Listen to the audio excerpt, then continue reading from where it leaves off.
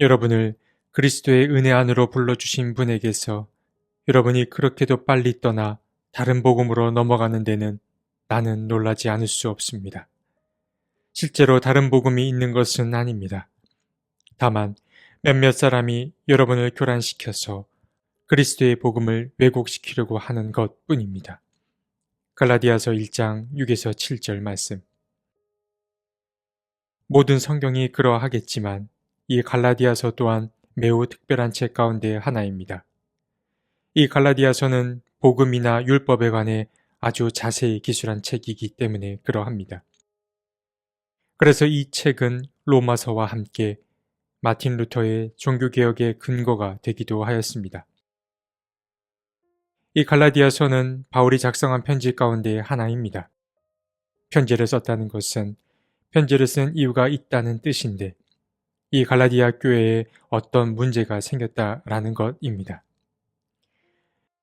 갈라디아 교회에 발생한 문제는 여러 개로 나누어 설명할 수 있으나 문제의 핵심은 바로 그릇된 교리를 가르치며 교회를 혼란스럽게 만든 사람들이 교회 안에 생겼다라는 점입니다. 그러니까 유대인들이 갈라디아 교인들에게 율법을 강요한 것입니다. 바울은 3차 전도 여행을 했을 때 갈라디아 지방을 방문하였습니다. 그러나 그가 떠나고 얼마 지나지 않아 이 소식을 듣게 된 것입니다. 바울은 이 소식을 전해 듣고 몹시 놀랐습니다. 바울이 전한 메시지는 복음이라고 하는 것은 경계가 없이 그 누구에게나 전해지는 것이고 그리고 이 복음을 받아들인 사람은 진정한 자유를 누리게 된다라는 것이었습니다.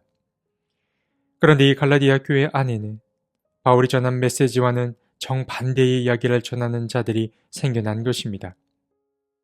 그들은 다시 율법을 따르고 할례를 행해야 함을 강조한 것입니다.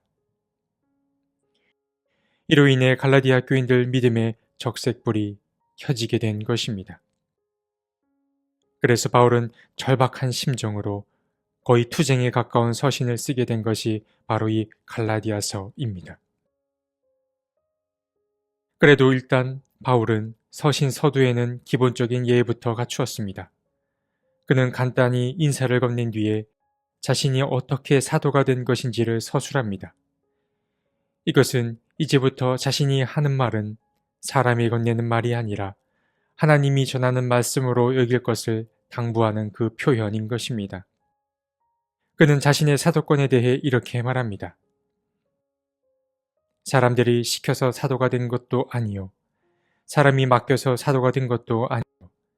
예수 그리스도께서 그리고 그분을 죽은 사람들 가운데서 살리신 하나님 아버지께서 임명하심으로써 사도가 된 나 바울이. 바울은 자신이 사도가 될 수 있었던 것은 사람들이 맡겨서 된 것이 아니고 하나님께서 직접 임명해서 된 것임을 밝힙니다. 그런데 바울은 보통 이런 인사말 뒤에 감사의 말을 덧붙이곤 하였는데 그는 그러한 감사말을 생략한 채 단도직입적인 질문으로 곧장 들어갑니다. 바울은 이해할 수 없었습니다.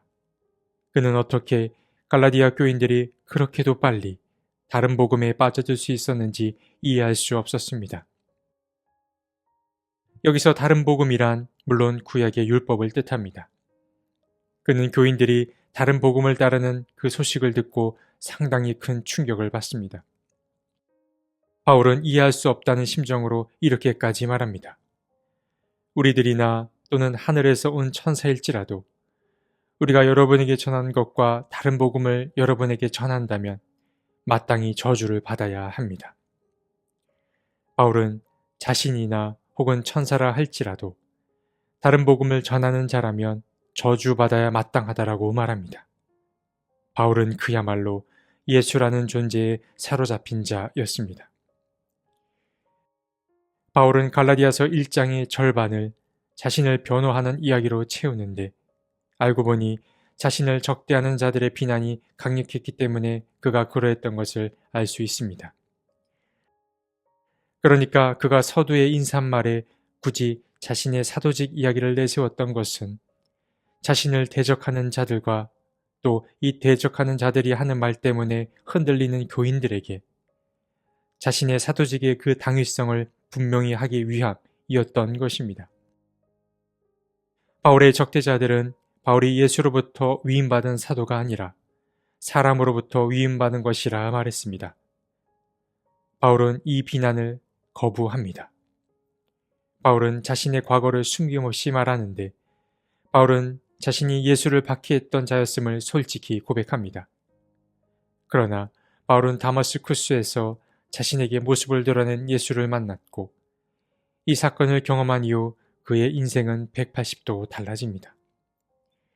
이제 바울은 예수의 박해자에서 예수의 증언자가 된 것입니다. 그랬기에 그는 인간적인 권위자들, 세상의 권위자들과의 상의는 필요로 하지 않았던 것입니다.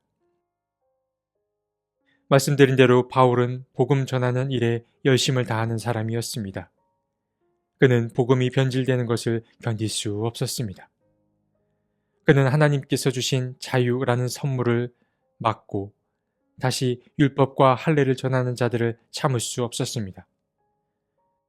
그리고 바울은 이 갈라디아 교인들이 그렇게도 쉽게 이미 지나가 버린 이 다른 복음에 빠져드는 것을 이해할 수 없었습니다. 그래서 그는 답답하고 안타까운 심정으로 오늘의 서신을 기록한 것입니다. 바울의 이야기를 보며 우리 자신을 돌아보게 됩니다.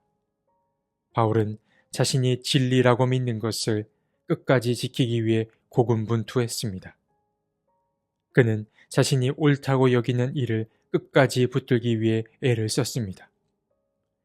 물론 우리는 조심할 필요가 있습니다.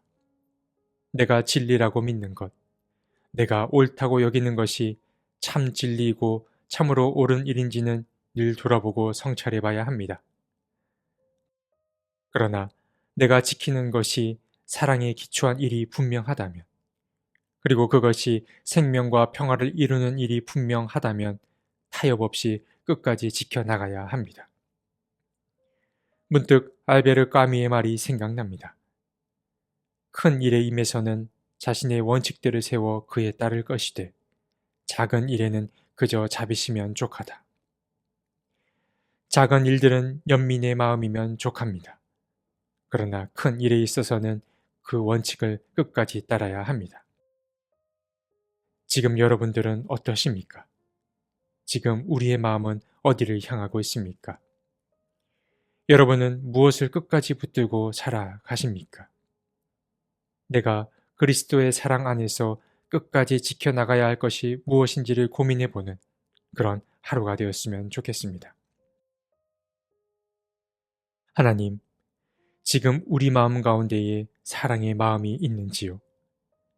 작은 일에는 그저 자비와 연민으로 대하되 그리스도께서 보여주신 사랑은 끝까지 붙들며 나아가게 해 주십시오. 바울이 참 자유케 하는 그 복음을 끝까지 붙들려 했던 것처럼 우리도 그리스도의 사랑에서 멀어지게 하려는 것들을 잘 막아서게 해 주십시오. 아멘.